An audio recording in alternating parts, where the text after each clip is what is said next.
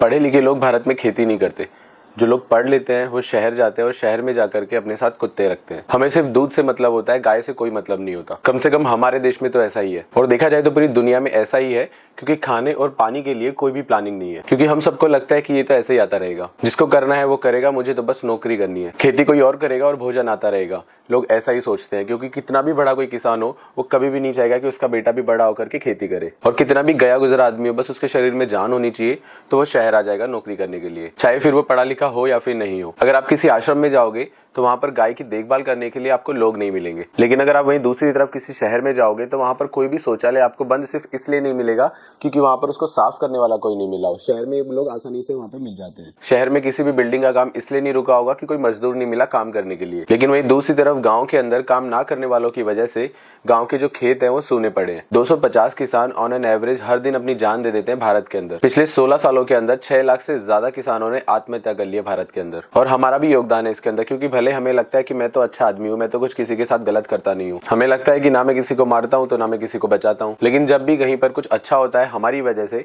तो अगर कुछ गलत हो रहा है तो उसकी वजह भी हम ही होते हैं। पैसे से सब कुछ नहीं आता, लेकिन पैसे से बहुत कुछ आता है, ये मैं मानता हूँ, और पैसे जीने के लिए जरूरी भी है। और वो बहुत कुछ और सब कुछ के बीच में हमेशा सिर्फ भोजन अटक जाता है। पैसे से आप आराम से हेल्थ इंश्योरेंस खरीद सकते हैं, लेकिन कभी भी हेल्थ नहीं ले सकते। पैसे से फूड पॉइजनिंग आता है, लेकिन उससे कभी भी फूड नहीं आता, क्योंकि दवाई लेने से सिर्फ हमारी बीमारी ठीक होती है, हमारा स्वास्थ्य कभी अच्छा नहीं होता। क्योंकि दवाई हमेशा कोई बीमार इंसान ही लेगा, कोई हेल्दी पर्सन क्या करेगा दवाई लेकर के। हमारे देश के अंदर रोज गाय कट रही है, जबकि इतने सारे उपनिषद लिखे हुए हैं गायों के ऊपर हमारे देश के अंदर, जो आज किसी को बताने की जरूरत नहीं है, सबको ऑलरेडी पता ही होगा। और हम कुत्ते की रस्सी पकड़कर गाय का दूध ढूंढने जाते हैं। ये हालत है हमारे देश के अंदर, और इस वजह से गाय कट रही है। आज गाँव के अंदर आप देखोगे तो रोड बन गए, गाँव के अंदर पेट्रोल पंप बन गए गाँव के अंदर, लेकिन आप गाँव में देखोगे तो अब युवा ही वहां पर नहीं है, सब युवा शहर आ गए हैं। और अगर 10 साल आपका बेटा शहर में रह गया गाँव छोड़कर, तो आप ये बात जान लीजिए कि 11वीं साल से वापस से गाँव नहीं आएगा। फिर वो तभी आएगा आपसे मिलने आपके शहर में जब उसके बेटे की छुट्टी होगी, और जब वो आएगा तो उसका बेटा बोलेगा कि let's go to our grandpa place. दादाजी के घर जाते हैं, वो उसका घर नहीं है, वो उसके लिए उसके दादाजी का घर है। और इसी तरह से रिलेशन खत्म हो रहे हैं। और हम भी अपने बच्चों को यही सिखाते हैं कि बेटा जहां भी रह रहा है अच्छे से रहना, अपनी सेहत का ख्याल रखना,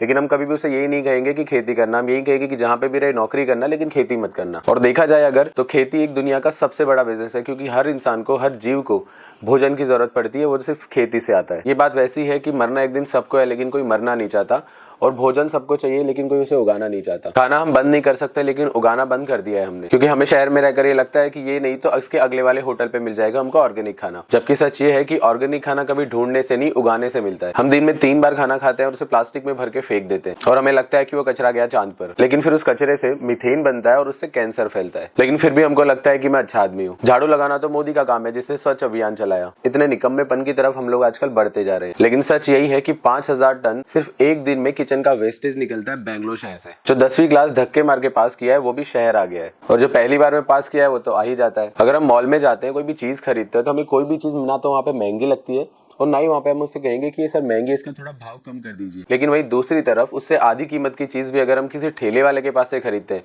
तो हमें वो चीज महंगी लगने लग जाती है। हम 100 की जगह पे 125 रुपए किसी मॉल वाले को देके आ जाते हैं, क्योंकि वहां पर जो सामान है वो फ्रीजर में रखा है, तो हमें लगता है कि वो फ्रेश है। जबकि सच्चाई ये होती है कि जब तक वो बिकेगा नहीं तब तक वो उसे हटाएगा नहीं। लेकिन वही दूसरी तरफ ठेले वाले के पास फ्रीजर नहीं है, तो अगर उस सब्जी के ऊपर थोड़ी मिट्टी लगी होती है तो हमें लगता है कि ये माल बहुत खराब हो चुका है, तो हम वहां से नहीं खरीदते उसको। भारत में एक फैशन चल रहा है कि आजकल बाबाओं को गालियां देना, और खासकर हमारी जनरेशन इस चीज को बहुत ही शौक से करती है, ये कहकर कि I don't believe in this. जो भी इंडियन चीज होती है वो हमारी नजर में बेकार है, उसको हम गालियां देते हैं। हम घर में बात करते हैं अपने बच्चों के साथ में अंग्रेजी में, साथ में उनको बोलेंगे कि स्कूल में भी अंग्रेजी में बात करना, और जब वो बड़ा होगा तो ऑफिस में भी उसको इंग्लिश में ही बात करनी है, अपने ऑफिस में जाकर के, सिर्फ ये दिखाने के लिए ताकि हमारे आसपास वालों को लगे कि हम पढ़े लिखे थोड़े ज्यादा हैं। क्योंकि अब हम भारतीय नहीं रहे, क्योंकि हमें लगता है कि विकास का मतलब यही होता है कि हमें सबसे पहले तो इंग्लिश बोलना आना चाहिए। पेड़ नहीं लगाने के 1000 रीजन है, टाइम नहीं है, जगह नहीं है, पेड़ मिलते कहाँ हैं, अगर मैं पेड़ लगा दूंगा तो उसे संभालेगा कौन, उसमें पानी कौन देगा। ऐसे ही कई और 1000 स्टूपिड रीजन है पेड़ नहीं लगाने के, लेकिन पेड़ लगाने का सिर्फ एक ही रीजन है, जिस आसानी से हम लोग सांस ले रहे हैं जन्म से लेकर के मरने तक, और उसी आसानी से हमारी आने वाली जनरेशन भी सांस ले पाए, तो एक पेड़ लगा देना जरूरी है। एक हेल्दी इंसान अपने पूरे जीवन काल के अंदर कम से कम 16 पेड़ का ऑक्सीजन यूज करता है जीने के लिए, तो उसके बदले में हम कम से कम एक पेड़ तो लगा ही सकते हैं।